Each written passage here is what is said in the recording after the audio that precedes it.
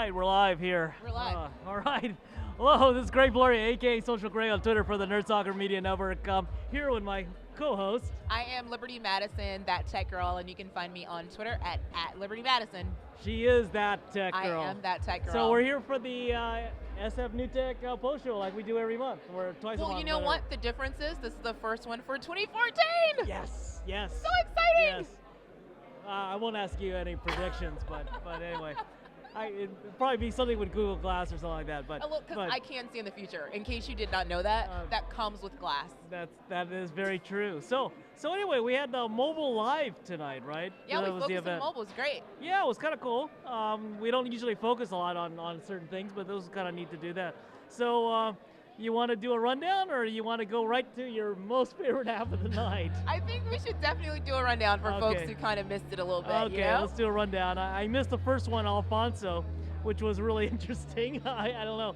It has a great name. I don't know. It was great. It was Alfonso.tv, and basically it is more mobile ads. Just in case you didn't think we had enough, or just in case you wanted to kind of see how you can add more ads to your mobile device, they allow that to happen.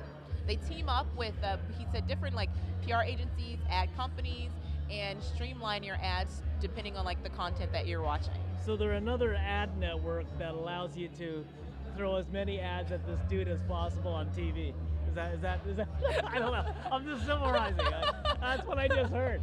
I wasn't here for the demo, so I'm just hearing that. Well, you know what? I think a lot of people may go back and watch the demo who had a chance to stream it, because we had some difficulties with the first demo. He actually had the opportunity, unlike any other pitcher at SFNewTech, he had the opportunity to pitch twice. He pitched twice? He pitched twice. So that's why I was able to see him at the back end. I was like freaking 20 minutes late, and I still saw this guy. I thought the demos would be over by the time I came. That was actually, it was a great opportunity for him to shout out to the CEO of Alfonso, who actually pitched tonight. Okay, Ashish Cordia. Yes. Okay, great. And then I was here for In-App Fuel. What did you think about that one? Well, In-App Fuel CEO, how do you say it? Iya? Iya. Iya, yeah. He is a SFNewTech friend. From New York. From New York, who came in. That's really cool. Yes, so that was great. And I really liked In-App Fuel. It was the first and only of its kind. Did you get a chance to watch the pitch? Yes. The scratch-offs thing was really cool. I don't know. I've never seen digital scratch-offs. I mean, I usually go to the store and buy the California lottery scratch-offs, but right. I've never seen a digital scratch-off before. I like the fact that he also focused on where we're moving as far as digital currency and cryptocurrency, so I really enjoyed that. So the deal is that he provides these little in-app games to drive monetization and engagement of like apps? Exactly. Okay. Yeah. With mini games. So I think they got bought out and funded. They're fine, according to Miles. According to Miles, they're fine. What are they doing here? I don't. Yeah. Okay. Whatever. The next one we have is Medable, which I thought was pretty interesting. Oh, Dr. Michelle Longmire. Yeah, Dr. Michelle Longmire. She came up and she pitched for her startup Medable. And basically it gives you the opportunity to communicate with your patients of your doctor instead of just texting them haphazardly and randomly, because of HIPAA laws actually prevent that. So she found a really strategic way to engage the communication and change the lives of doctors.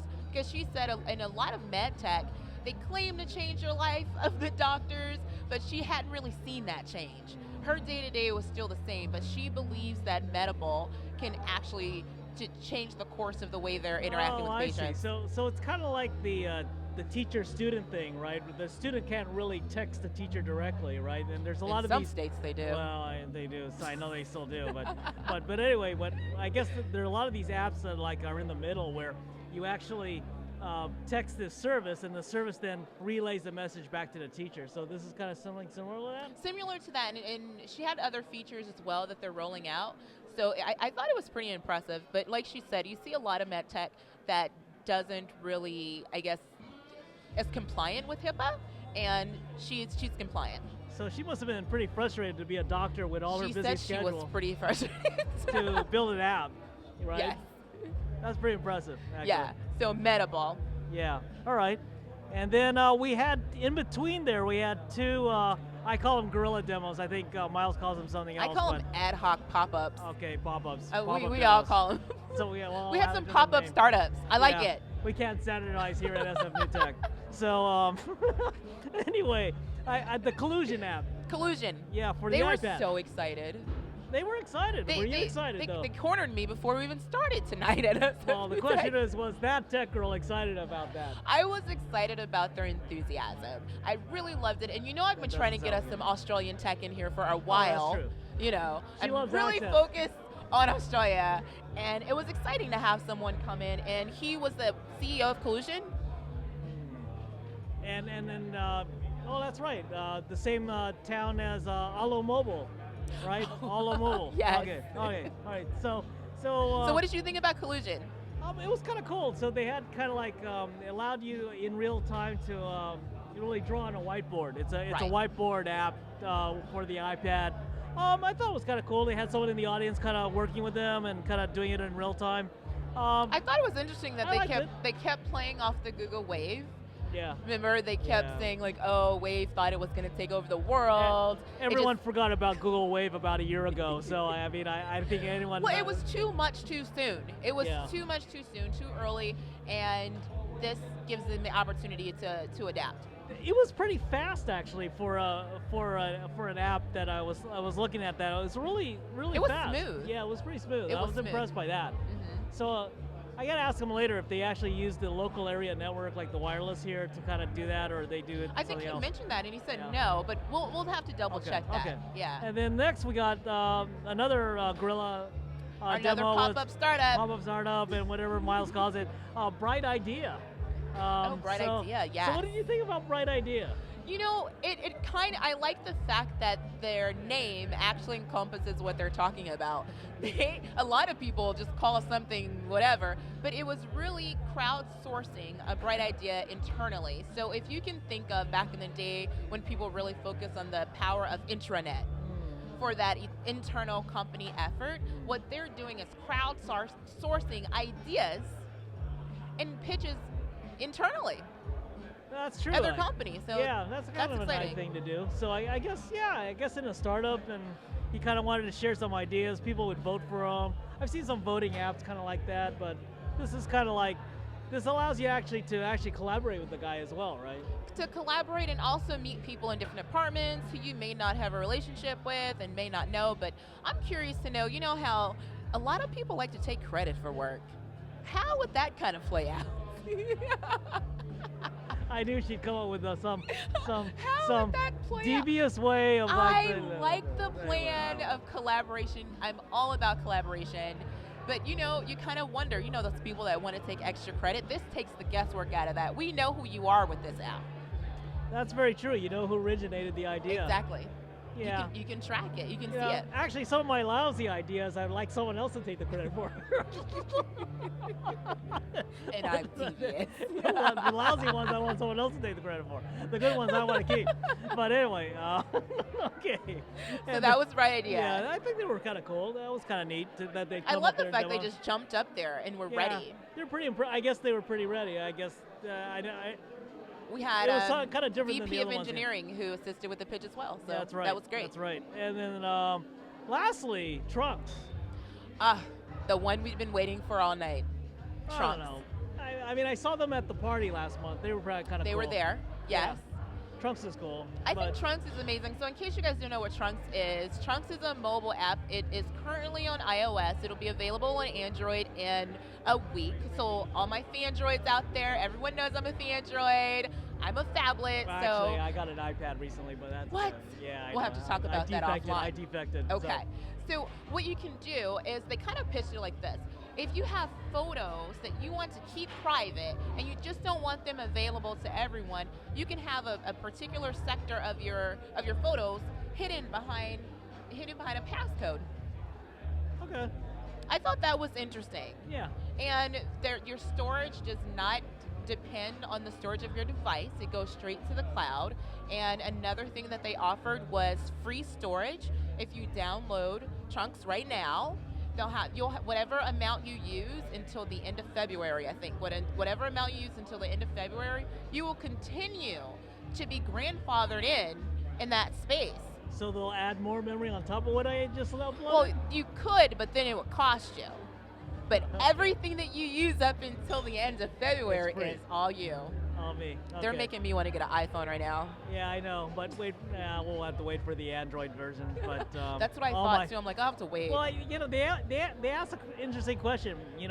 What pictures on your phone are private? And I thought, freaking all my pictures on my phone are private. What are you talking about? I thought about that. When they had people raise their hands, I thought, what's wrong with you? I don't have any pictures on my phone that can't be uploaded. They're under glass, that's why. But nice. Yeah. Because they are. They're in the Google Plus they crowd are. right now. Yeah, but anyway. Okay, well, I'm really excited to see exactly what your favorite demo of the night was.